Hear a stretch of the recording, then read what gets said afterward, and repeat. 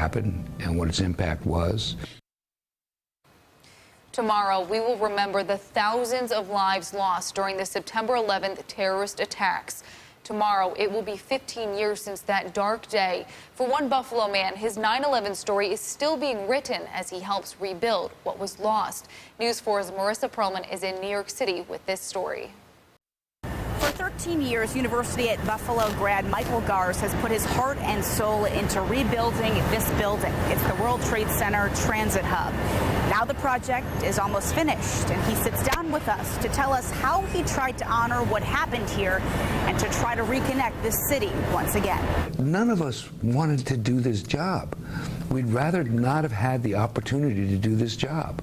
Michael Garz and his team with Port Authority would rather the World Trade Center and original surrounding subway system still be standing today.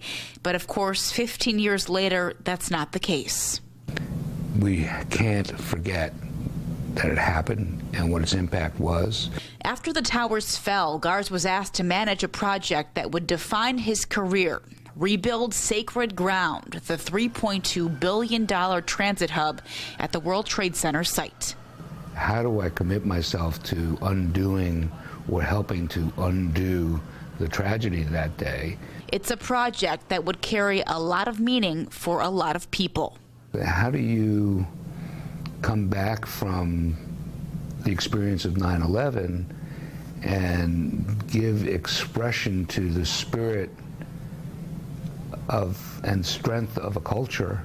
And Garz says it's not without challenges. Major projects are underway simultaneously across these 16 acres, all with working parts: a park, subway, memorial, and museum, just to name a few, not to mention connecting 11 subway lines and leaders wanting it done quickly. One of the things I learned in Buffalo was to always start a problem solution by defining what the problem was, and then secondly, describing the objectives you have in trying to solve that problem.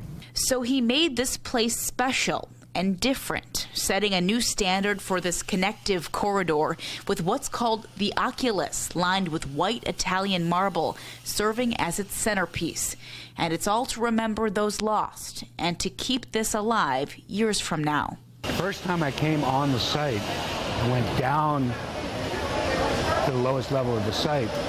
I actually stood on a column stub of the World Trade Center and could feel the entire tower coming down there. I mean, it was pretty amazing.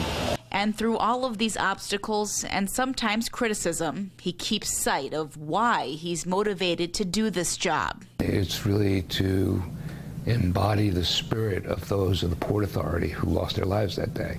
My God, you know, you're stepping on the memories of those near 3,000 people who died here, and untold thousands who were impacted, and those who have died since. Although construction continues here and all of the trains aren't up and running just yet, Garz says he anticipates the project to be completed within the year. Reporting in New York City, Marissa Perlman, News 4. Marissa will have reports from the memorial event in New York City tomorrow. There are local events you can participate in as well to commemorate the anniversary of the attacks. We put a list of those ceremonies on WIVB.com.